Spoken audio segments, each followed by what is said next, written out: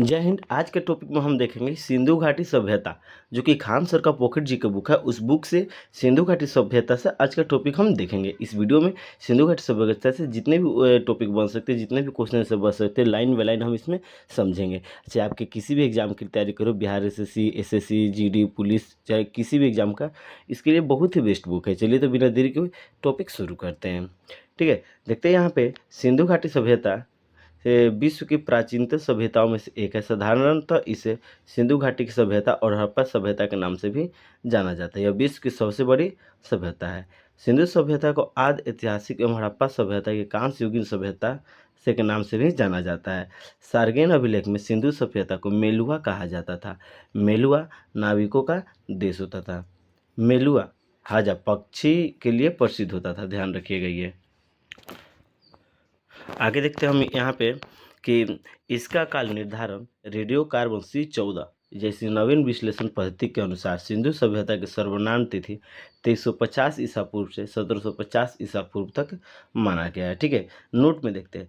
तिथि निर्धारित carbon C14 पद्धति की खोज अमेरिका के प्रसिद्ध रसायन शास्त्र VF लिपि द्वारा 1946 ईस्वी में की गई थी। इस पद्धति में जिस पदार्थ में कार्बन 14 की मात्रा जितनी कम रहती है वह उतनी ही प्राचीन मानी जाती है। आगे देखते हैं यहाँ पे 2600 से 1900 ईसा पूर्व, यानी कि NCERT के अनुसार से ये दिया गया कि 26 से 1900 ईसा पूर्व तक है। 3250 से 2750 ईसा पूर्व तक सारगोन अभिलेख के अनुसार, जो कि मध्य एशिया के निवासी मनाया जाता है। और 2350 से 1750 ओल्ड NCERT के अनुसार से दिया गया। ये नई NCERT में दिया गया, ये ओल्ड NCERT में ये दिया गया है। आगे देखते हैं। सिंधु घाटी सभ्यता की खोज के लिए सर जॉन मार्शल ने 1921 में राय बहादुर दयाराम साहनी का उत्खनन के लिए नियुक्त किया था। 1924 में सर जॉन मार्शल ने, जो कि भारतीय पुरातत्व विभाग के तत्कालीन महानिदेशक हैं, ने सिंधु घाटी सभ्यता यानी हड़प्पा सभ्यता में पाए जाने वाले की घोषणा की। सिंधु सभ्यता का विस्तार यानी कि क्षेत्रफल लगभग 13 लाख वर्ग किलोमीटर है। यह त्रिभुजाकार सभ्यता है। सिंधु घाटी सभ्यता कैसा है? ये लगभग त्रिभुजाकार सभ्यता है। ध्यान रखिएगा। जैसे कि यहाँ पे हम मैप से हम समझते हैं। मैप में उत्तर में मांडा और दक्षिण में प्रवरा नदी, पूर्व में आलमगिरी और पश्चिम में बलूचिस्तान। ये सिंधु घाटी सभ्यता के समय के उस समय की ये मैप है। यहाँ पर देखते हैं सिंधु सभ्यता का विस्तार भारत, पाकिस्तान, अफगानिस्तान में कहा हुआ है, फैली हुआ है। कहाँ का? भारत में भी, पाकिस्तान में भी और अफगानिस्तान में भी ये फैली हुई है सिंधु सभ्यता का विस्तार। ठीक है, आगे देखते हैं।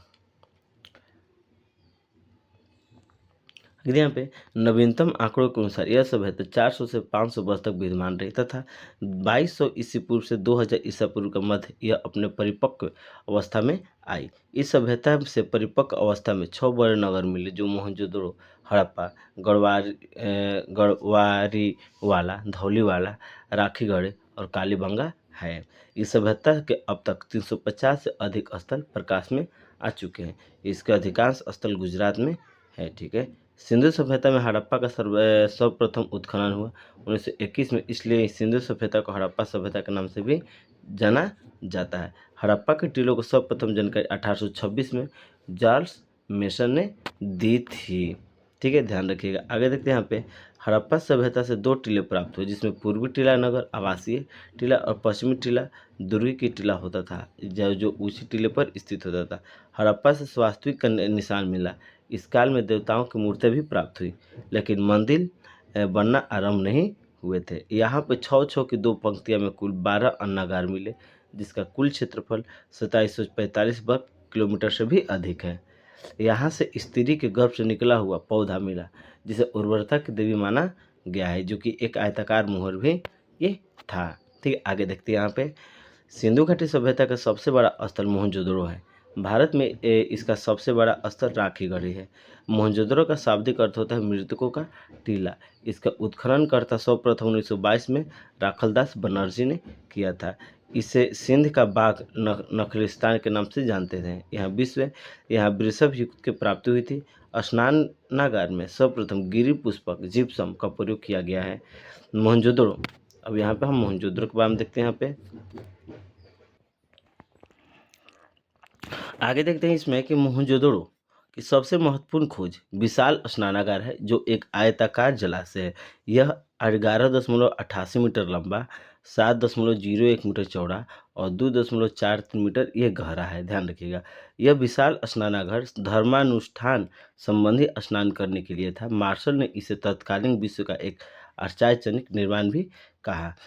इसके उत्तर और दक्षिण में सीढ़ियाँ बनी हुई है। इसके उत्तर दिशा में कपड़े बदलने के 6 कक्ष बने हैं। एक नर्तकी की मूर्ति मिली है जो कांस्य की धातु की बनी हुई है। यह नग्न अवस्था में है एवं इसके एक हाथ में चूड़ियाँ पहन रखी है। सिंधु सभ्यता के लोगों को लिपि का ज्ञान था। इनकी लिपि भाव भाव चित्रात्मक लिपि था। यह दाईं ओर से बाईं ओर लिखी जाती थी। गौमूत्राक्षर लिपि भी कहा जाता है। इसमें 375 से 400 भाव मिलते थे। इसे अभी तक पढ़ा नहीं गया है। ठीक है, आगे देखते हैं हम। आगे यहाँ पे सिंधु घाटी सभ्यता विश्व की प्रथम नगरीय सभ्यता है। इसके शहर ग्रिड प्रणाली पर बसे हुए थे और सड़कें एक दूसरे के समकोण पर काटती थी।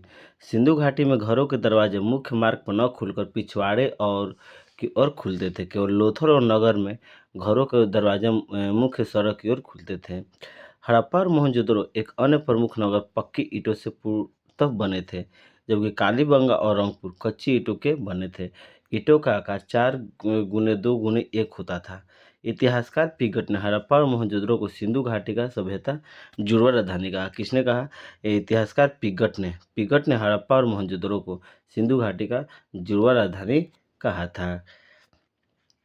आगे देखते हैं। सिंधु सभ्यता में मातृसत्तात्मक संयुक्त परिवार होते थे क्योंकि वह बड़ी मात्रा में मातृ देवी की मूर्ति मिलती थी। मोहनजोदड़ो से एक मोहर मिलती थी जिसे आदि शिव यानी कि 3 मुख वाले देवता का चित्र मिलता था, जिसे सर जॉनसन मार्शल ने पशुपतिनाथ कहा। लोथल नगर के उत्खननकर्ता एस.आर. राव यानी कि रंगनाथ राव, यह एक व्यापारिक नगर था। कब? 1957 में।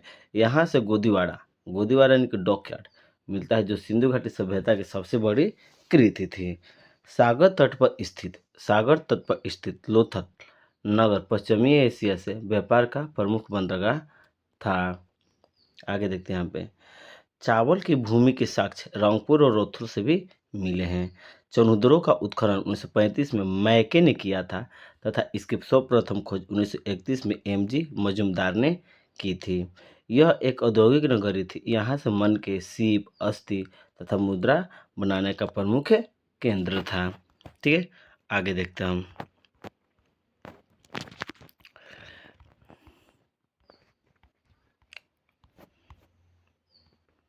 आगे देखते हैं इसमें दिया है कि यहाँ से हम कुत्ते का बिल्ली का पीछा करते हुए पद का चिन्ह मिले हैं। नारी शोधन प्रसाधन लिपस्टिक और अलंकृत हाथी भी मिला है। यहाँ से झुकर झंकार सांस्कृतिक अवशेष मिले हैं। कालीबंगा सभ्यता में एक खोपड़ी में 6 छेद किए गए थे, अर्थात इन लोगों को शल्य चिकित्सा का भी ज्ञान था। आगे देखते हैं। यहाँ से प्राप्त अन्य साक्ष्य शल्य चिकित्सा का साक्ष्य भी मिले, अलंकृत ईंटों का साक्ष्य मिले, कपास की खेती के साक्ष्य मिले, ऊँट की अस्थियों के साक्ष्य मिले, भूकंप के साक्ष्य मिले, वर्ष में 2 फसल उगाने का साक्ष्य मिले, जुते हुए खेतों का भी यहाँ पे साक्ष्य मिले। ठीक है, ध्यान रखिएगा। आगे देखते हैं कालीबंगा। कालीबंगा का अर्थ होता है काली चूड़िया। क्या होता है? काली चूड़िया कालीबंगा का अर्थ। यहाँ से एक जुते हुए खेत का साक्ष्य मिला। कालीबंगा में शवों को अंत्येष्टि संस्कार हेतु 3 विधियाँ पूर्ण समाधिकरण, आंशिक समाधिकरण और दाह संस्कार प्रमाण मिले। धौलावीरा गुजरात के कच्छ जिले के भाचाऊ तालुक में स्थित है। यह सिंधु सभ्यता का प्राचीन और विशाल नगर भी है। यह स्थल अपनी अद्भुत नगर योजना, दुर्ग प्राचीर तथा अति विशिष्ट जल प्रबंधन व्यवस्था के कारण सिंधु सभ्यता का अनूठा नगर था। आगे देखते हैं यहाँ पे नोट में धौलीवीरा एक हड़प्पा कालीन नगर को वर्ष 1919-20 में विश्व धरोहर स्थल में शामिल किया गया था। ठीक है, ध्यान रखिएगा। यहाँ से स्टेडियम के साक्ष्य मिले हैं। यहाँ 16 कृत्रिम जलाशय भी प्राप्त हुए हैं। एक पॉलिश युक्त सूचना पट भी मिला है। आगे देखते हैं यहाँ पे सुरकोदता। क्या है? सुरकोदता यानी कि सुरकोटडा गुजरात में स्थित है। ठीक है, सुरकोटा से हमें घोड़े के अस्थियाँ भी मिली है, किंतु सिंधु घाटी सभ्यता के लोगों को घोड़े का ज्ञान नहीं था। रंगपुर स्थल गुजरात के कठियावाड़ा जिले में स्थित है, जहाँ से चावल की दाने मिले हैं। सिंधु सभ्यता के लोग यातायात के लिए 2 पहियों और 4 पहियों की बैलगाड़ी का उपयोग करते थे। सिंधु सभ्यता में समाज संभवतः 4 वर्णों में विभाजित था: पुरोहित वर्ण, व्यापारी वर्ण, किसान वर्ग और श्रमिक वर्ग। ठीक है, आगे देखते हैं हम यहाँ पे। आगे दे यहाँ पे सिंधु सभ्यता में शांति प्रिय लोग रहते थे, क्योंकि यहाँ अत्यंत कम मात्रा में हथियार मिले। तलवार से परिचित नहीं थे, क्योंकि यहाँ के लोग लोहे से परिचित नहीं थे। क्या था, कांस्य यानी कि तांबा और टिन का प्रयोग ज़्यादा करते थे। इस सभ्यता में सोने और चांदी का प्रयोग करते थे, क्योंकि यहाँ पुरुष और महिलाएं जौहरात पहनते थे और श्रृंगार भी करते थे। मनोरंजन के लिए मुर्गे यानी पशु पक्षियों की लड़ाई कराना, शतरंज खेलना, शिकार करना, मछली पकड़ना इनके प्रिय खेल था। सिंधु सभ्यता के लोग काले रंग से डिजाइन किए हुए लाल मिट्टी का बर्तन बनाते थे।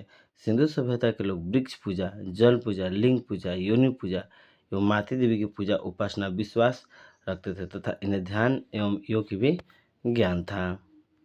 आगे देखते हैं यहाँ पे। यहाँ से ज़्यादातर मोहरें शैलखड़ी की बनी होती है और आयताकार में आकृति बनी हुई है। आगे देखते हैं यहाँ पे कुछ पॉइंट यहाँ पे दिया हुआ है।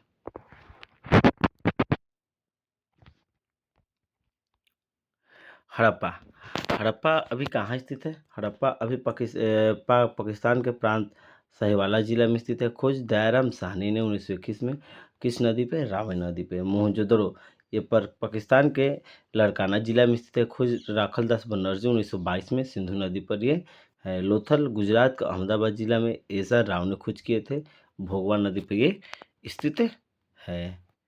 ठीक है, ध्यान रखिएगा। आगे देखते हैं यहाँ पे हम।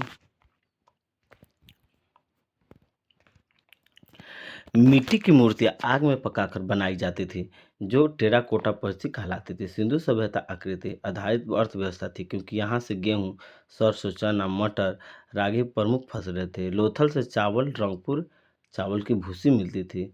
सिंधु सभ्यता में पशुपालन था। सिंधुवासी सूती और ऊनी वस्त्र का प्रयोग करते थे, जहाँ कपास की खेती होती थी। ठीक है, आगे देखते हैं यहाँ पे विदेशी व्यापार के बारे में। देखते हैं यहाँ पे वस्तुएं टीन। टीन का प्रदेश कहाँ था? अफगान और ईरान। तांबा के क्षेत्रीय और बलूचिस्तान। गोमेद सौराष्ट्र। चांदी अफगानिस्तान और ईरान। सोना कर्नाटक, अफगान, ईरान। सीसा ईरान और राजस्थान। ठीक है, आगे देखते हैं सिंधु घाटी सभ्यता का पतन का क्या कारण था? गार्डन चाइल्ड्स, मार्टियर व्हीलर आर्यों के आक्रमण के कारण से, एसा राव सन जासमान की बाढ़ के कारण से, सर जॉन मर्स प्रशासनिक शिथिलता के कारण से, अमलानंद घोष ज्वालामुखी परिवर्तन कारण से, और ये सब दिया हुआ है। आगे देखते हैं नीचे इंपॉर्टेंट पॉइंट यहाँ पे दिया हुआ है, कुछ ईस्वी दिया हुआ है यहाँ पे। सिंधु घाटी सभ्यता की सामान्य प्रारंभिक जानकारी देखते हैं। 1826 में चार्ल्स मेसन ने सर्वप्रथम प्रकाश डाला था। 1853 में अलेक्जेंडर कनिंघम ने हड़प्पा की सर्वे की थी। 1856 में जॉन बटन एवं विलियम बटन लाहौर से कराची मध्य रेलवे लाइन बिछा रहे थे। उन्होंने अनजाने में हड़प्पा की ईंटें का प्रयोग किया। 1856 में अलेक्जेंडर कनिंघम दूसरी बार हड़प्पा का सर्वे किया। 1861 में भारतीय पुरातत्व विभाग ASI की स्थापना हुआ। गवर्नर जनरल लॉर्ड कैनिंग के समय अलेक्जेंडर कनिंघम को ASI का जनक कहा जाता था। 1921 में सर जॉन मार्शल ने दयाराम साहनी को हड़प्पा का उत्खनन करने हेतु नियुक्त किया। 1922 में सर जॉन मार्शल ने राखलदास बनर्जी को मोहनजोदाड़ो का उत्खनन करता नियुक्त किया। और 1924 में सर जॉन मार्शल ने सिंधु घाटी सभ्यता और हड़प्पा सभ्यता का नामकरण भी यहाँ पे किया था। ये सब ध्यान रखना है। ठीक है,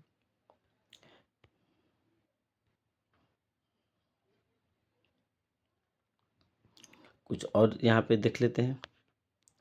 धौलावीरा ये गुजरात के कुछ के राजधानी में जिला में स्थित है। ये लूनी नदी पर स्थित है। चंदौरो पाक के सिंध प्रांत नवाब जिले में है। इसका सिंधु नदी पर भी स्थित है। यहाँ पे सब दिया हुआ आप देख सकते हैं यहाँ पे। ठीक है,